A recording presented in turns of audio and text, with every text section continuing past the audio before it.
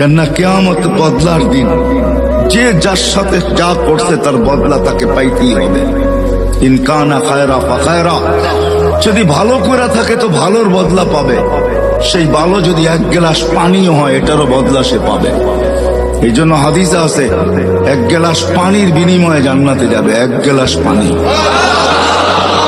যে দোকানদাররা দোকানের সামনে ফ্রি পানি রেখা দেয়, হয় গরমের দিন রিক্সার থেকে নামছে, পিপাসা লাগছে, তো দোকানের সামনে ঝাড় রেখা দিছে পানির, ওইখান থেকে এক গ্লাস পান করে বাড়ির দিকে হাঁটা শুরু করছে। সে রাখছেই পথিক খাবে, ওই এক গ্লাস পানির বিনিময়ে সে জান্নাতে যাবে। কেননা চিত্র যদিও পানকারী ধারণ করে নাই, বা চিত্র যদিও যে পান করাইছে সেও ধারণ করে নাই। চিত্র বোঝেন?